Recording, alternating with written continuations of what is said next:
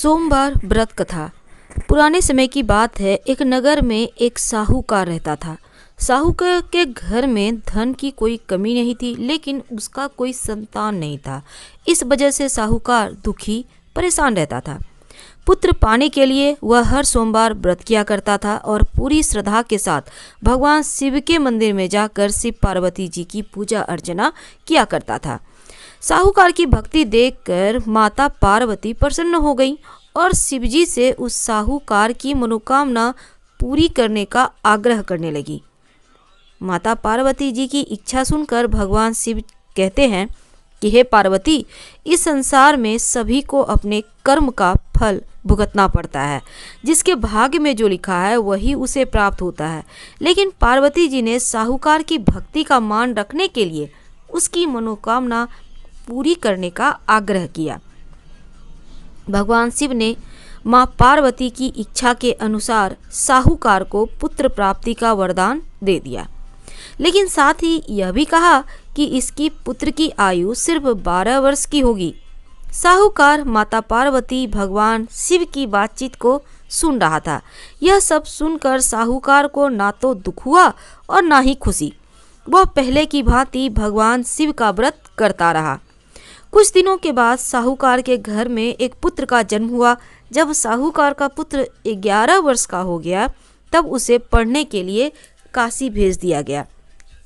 साहूकार के पुत्र के मामा को बुलाया गया और उसे बहुत सा धन देकर कहा कि तुम इस बालक को काशी विद्या प्राप्त करने के लिए ले जाओ और रास्ते में यज्ञ करते हुए जाना। साथ ही ब्राह्मणों को भोजन कराते और दक्षिणा देते जाना। दोनों मामा भांजे यज्ञ करते, ब्राह्मणों को भोजन कराते, दक्षिणा देते काशी की ओर चल पड़े। रास्ते में उनको एक शहर दिखा। उस शहर के राजा की बेटी का विवाह था, परंतु जो राजकुमार विवाह के लिए आया था वह एक आंख से अंधा था। उसके पिता को यह बात बड़ी चिंता में डाली थी कि कहीं राजकुमार को देखकर राजकुमारी और उसके माता पिता विवाह में किसी प्रकार का अड़चन ना कर दे। जब उसने अति सुंदर सेठ के लड़के को देखा तो मन में विचार किया कि क्यों ना द्वाराचार के समय इस लड़के से बर का काम चलाया जाए। ऐसा मन में विचार करके राजकुमार के पिता ने उस लड़के और उसके मामा से बात की। इस बात पर वे दोनों राजी हो गए। फिर उस साहूकार के बेटे को बर के कपड़े पहनाकर घोड़ी पर बैठाकर कन्या के द्वार पर ले जाया गया। सभी कार्य संप्रसन्नता से संपूर्ण हो गए। राजकुमार के पिता ने सोचा कि यदि विवाह कार्य भी इसी लड़के से करा लिया जाए तो क्या बुराई है। ऐसा विचार कर लड़के और उसके मामा से कहा, यदि आप फेरों और कन्यादान के काम को भी करा दें तो बड़ी कृपा होगी। मैं इसके बदले आपको बहुत सारा धन दूंगा। दोनों ने इसे स्वीकार कर लिया और विवाह कार्य को बहुत अच्छी तरह संपन्न हो गया। सेठ का पुत्र जिस समय जाने लगा, उसने राजकुमारी की चुन्नी के पल्ले पर लिख दिया, तेरा विवाह मेरे साथ हुआ, परंतु जिस राजकुमार के साथ तुमको भेजेंगे वह एक आंख से काना है। मैं काशी पढ़ने जा रहा हूँ। सेठ के लड़के के जाने के पश्चात राजकुमारी ने जब अपनी चुन्नी पर ऐसा लिखा पाया तो उसने काने राजकुमार के साथ जाने से मना कर दिया। उसने अपने माता पिता को सारी बात बतला दी और कहा, मेरा पति ये नहीं है, मेरा विवाह इसके साथ नहीं हुआ। जिसके साथ मेरा विवाह हुआ है वह काशी जी पढ़ने गया है। राजकुमारी के माता पिता ने अपनी कन्या को विदा नहीं किया और बारात वापस चली गई। उधर सेठ का लड़का और उसका मामा काशी जा पहुंचा। वहां जाकर उन्होंने यज्ञ करना और लड़के ने पढ़ना शुरू किया। जिस दिन लड़के की आयु 12 साल की हुई उस दिन उन्होंने यज्ञ रचा रखा था। लड़के ने अपने मामा से कहा, मामा जी आज मेरा तबीयत कुछ ठीक नहीं है। मामा ने कहा, अंदर जाकर सो जाओ। लड़का अंदर जाकर सो गया और थोड़ी देर में उसके प्राण निकल गए। जब उसके मामा ने आकर देखा कि उसका भांजा मृत पड़ा है, उसको बड़ा दुख हुआ। उसने सोचा, अगर मैं अभी रोना पीटना मचा दूंगा तो यज्ञ का कार्य अधूरा रह जाएगा। अतः उसने जल्दी से यज्ञ का कार्य समाप्त कर ब्राह्मणों के जाने के बाद रोना पीटना शुरू किया। संयोगवश उसी समय शिव जी पार्वती जी उधर से गुजर रहे थे। जब उन्होंने जोर जोर से रोने की आवाज़ सुनी तो पार्वती जी कहने लगी, महाराज कोई दुखिया रो रहा है, इसके कष्ट को दूर कीजिए। जब शिव पार्वती जी वहां पहुंचे तो उन्होंने पाया वहां एक लड़का है जो आपके वरदान से उत्पन्न हुआ। शिव जी ने कहा, हे पार्वती, इसकी आयु इतनी ही थी, यह भोग चुका। तब पार्वती जी ने कहा, महाराज इस बालक को और आयु दो, नहीं तो इसके माता पिता तड़प तड़प कर मर जाएंगे। माता पार्वती के बार बार आग्रह करने पर शिव जी ने उसको जीवन का वरदान दिया। शिव जी की कृपा से लड़का जीवित हो गया और शिव जी पार्वती जी कैलाश पर्वत चले गए। शिक्षा पूर्ण होने पर वह लड़का और उसका मामा उसी प्रकार यज्ञ करते, ब्राह्मणों को भोजन कराते, दक्षिणा देते अपने घर की ओर चल पड़े। रास्ते में उसी शहर में आए जहां उस लड़के का वहां की राजकुमारी से विवाह हुआ था। वहां आकर उन्होंने यज्ञ आरंभ कर दिया।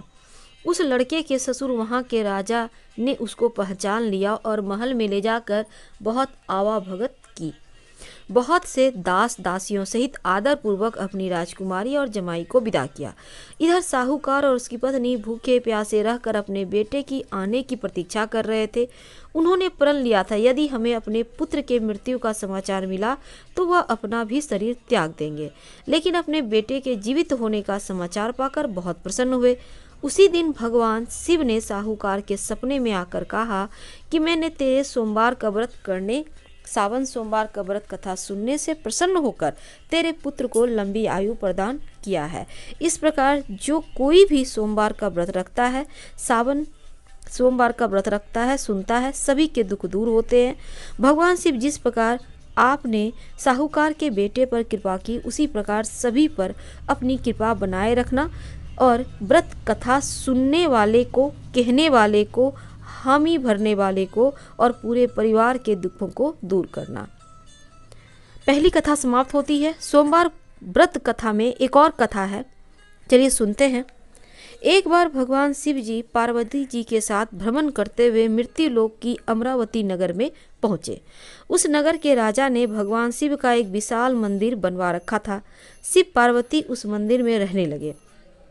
एक दिन पार्वती जी ने भगवान शिव से कहा, हे प्राणनाथ, आज मेरा चौसर खेलने की इच्छा हो रही है। पार्वती जी की इच्छा जानकर भगवान शिव जो है उनके साथ बैठ गए चौसर खेलने। खेल प्रारंभ होते ही उस मंदिर का पुजारी आ गया। माता पार्वती जी ने पुजारी जी से पूछा कि हे पुजारी जी, यह बताइए इस बाजी में किसकी जीत होगी।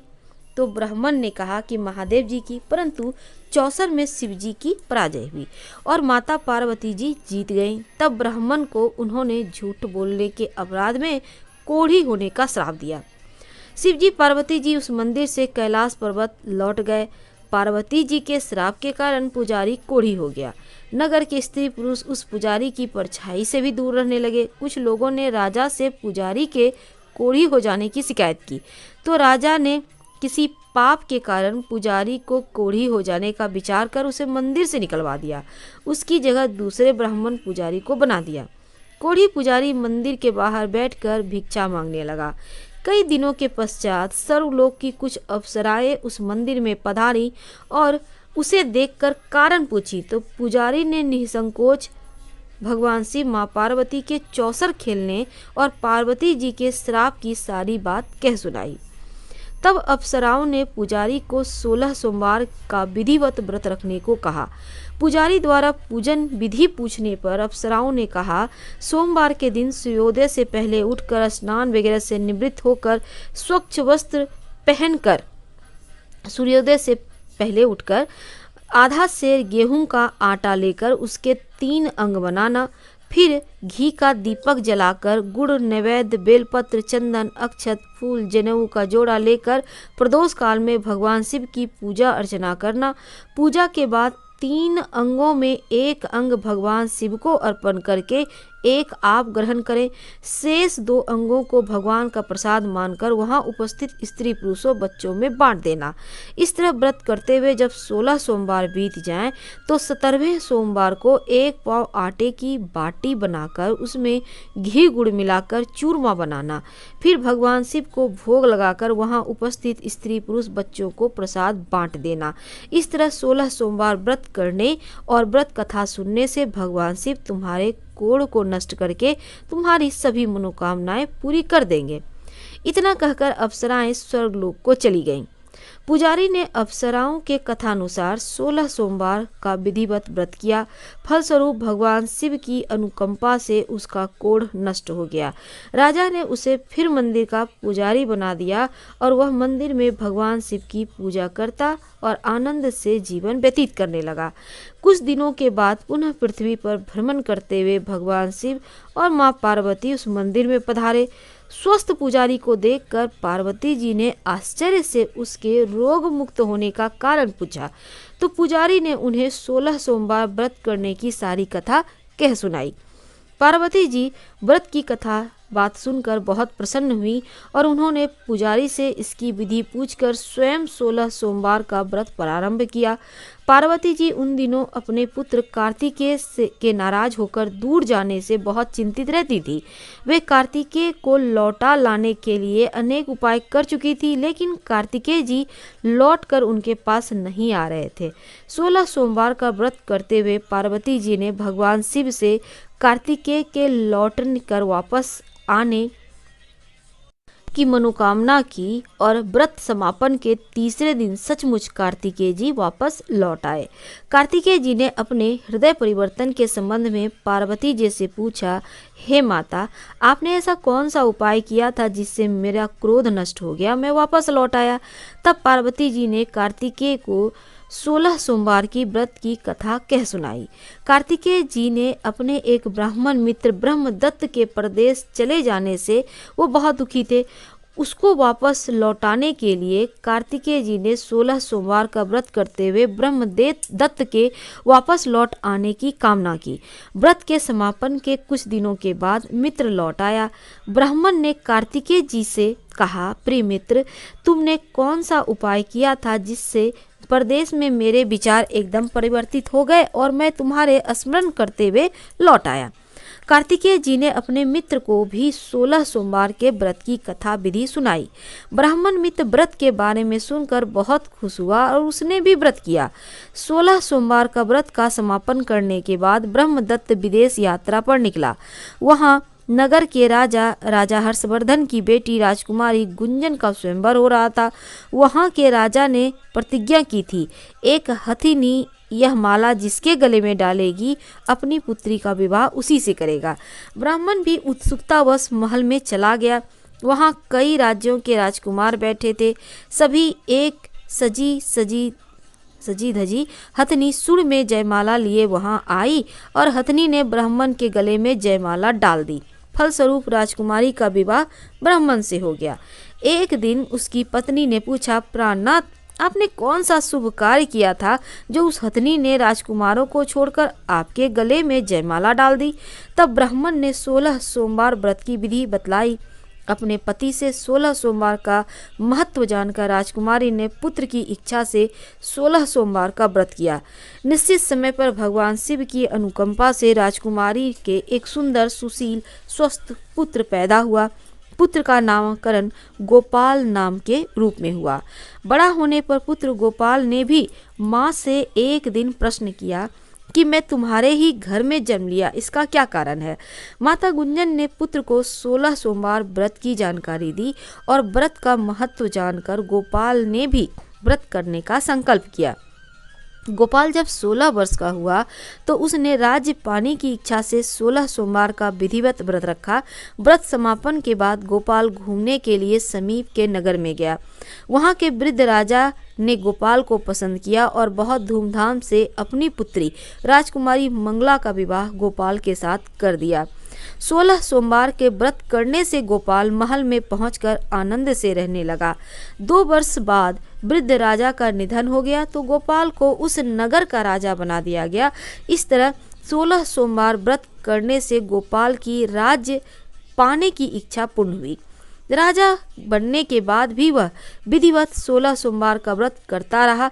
व्रत के समापन पर 17वें सोमवार को गोपाल ने अपनी पत्नी मंगला से कहा, व्रत की सारी सामग्री लेकर वह समीप के शिव मंदिर में पहुंचे। पति की आज्ञा का उल्लंघन करके सेवकों द्वारा पूजा की सामग्री मंदिर में भेज दी, स्वयं मंदिर नहीं गई। जब राजा ने भगवान शिव की पूजा पूरी की तो आकाशवाणी हुई, हे राजन, तेरी रानी ने 16 सोमवार व्रत का अनादर किया है, सो रानी को महल से निकाल दे, नहीं तो तेरा सब वैभव नष्ट हो जाएगा। आकाशवाणी सुनकर उसने तुरंत महल में पहुंचकर अपने सैनिकों को आदेश दिया कि रानी को दूर किसी नगर में छोड़ाओ, और सैनिकों ने राजा की आज्ञा का पालन करते हुए तत्काल उसे शहर से नगर से निकाल दिया। रानी भूखी प्यासी उस नगर में भटकने लगी। रानी को उस नगर में एक बुढ़िया मिली। वह बुढ़िया सूत काट कर बाजार में बेचने जा रही थी, लेकिन उस बुढ़िया से सूत उठ नहीं रहा था। बुढ़िया ने रानी से कहा, बेटी, यदि तुम मेरा सूत उठाकर बाजार तक पहुंचा दो, सूत बेचने में मेरी मदद करो, तो मैं तुम्हें धन दूंगी। रानी ने बुढ़िया की बात मान ली, और लेकिन जैसे ही रानी ने सूत की गठरी को हाथ लगाया, तभी जोर की आंधी चली और गठरी खुल जाने से सारा सूत आंधी में उड़ गया। बुढ़िया ने उसे फटकार कर भगा दिया। रानी चलते चलते नगर में एक तेली के घर पहुंची। उस तेली ने तरस खाकर रानी को घर में रहने के लिए कह दिया, लेकिन तभी भगवान शिव के प्रकोप से तेली के तेल से भरे मटके एक एक करके फूटने लगे। तेली ने भी उस रानी को वहां से भगा दिया। भूख प्यास से व्याकुल रानी वहां से आगे की ओर चल पड़ी। रानी ने एक दिन नदी का जल पीकर अपनी प्यास शांत करनी चाही तो नदी का जल उसके स्पर्श से सूख गया। अपने भाग्य को कोसती हुई रानी आगे चल दी। चलते चलते रानी एक जंगल में पहुंची। उस जंगल में एक तालाब था, उसमें निर्मल जल भरा था। निर्मल जल देखकर रानी का प्यास तेज हो गया और जल पीने लगी।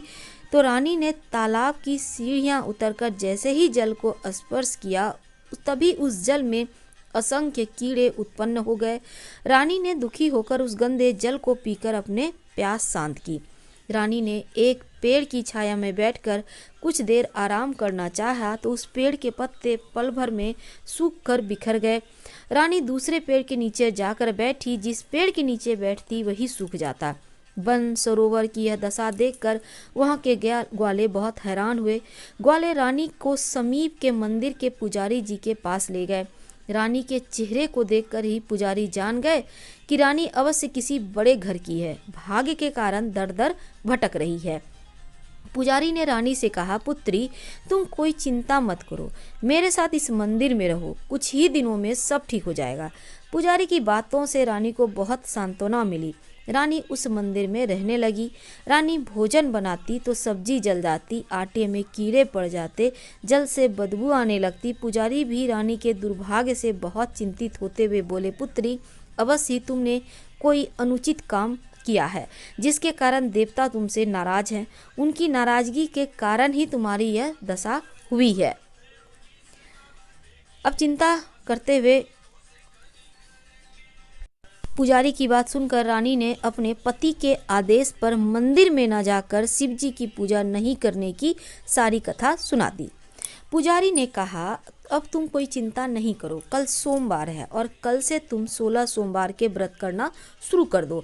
भगवान शिव अवश्य तुम्हारे दोषों को क्षमा करेंगे। पुजारी की बात मानकर रानी ने 16 सोमवार का व्रत प्रारंभ किया और रानी सोमवार का व्रत करके शिव जी की विधिवत पूजा अर्चना की तथा व्रत कथा सुनने लगी। जब रानी ने 17वें सोमवार का विधिवत व्रत का समापन किया तो उधर उसके पति राजा के मन में रानी की याद आई। राजा ने तुरंत अपने सैनिकों को रानी को ढूंढ कर लाने के लिए भेजा। रानी को ढूंढते हुए सैनिक मंदिर में पहुंचे और रानी से लौट कर चलने को कहा। पुजारी ने सैनिकों से मना कर दिया और सैनिक निराश होकर लौट गए। उन्होंने राजा से सारी बात बताई। राजा स्वयं मंदिर में पुजारी के पास पहुंचे और रानी को महल से निकाल देने के कारण पुजारी जी से क्षमा मांगी। पुजारी ने राजा से कहा, यह सब भगवान शिव के प्रकोप के कारण हुआ है। इतना कहकर रानी को विदा किया। राजा के साथ रानी महल में पहुंची। महल में बहुत खुशियां मनाई गई, पूरे नगर को सजाया गया। राजा ने ब्राह्मणों को अन्न वस्त्र धन का दान किया। नगर में निर्धनों को वस्त्र बांटे गए। रानी 16 सोमवार का व्रत करते हुए महल में आनंद पूर्वक रहने लगे। भगवान शिव की अनुकंपा से उसके जीवन में सुख ही सुख भर गए। 16 सोमवार के व्रत करने, कथा सुनने से मनुष्य की सभी मनोकामनाएं पूर्ण होती हैं और भगवान जीवन में किसी भी तरह की कमी नहीं होने देते। स्त्री पुरुष आनंद पूर्वक जीवन यापन करते हुए मोक्ष को प्राप्त करते हैं। हर हर महादेव।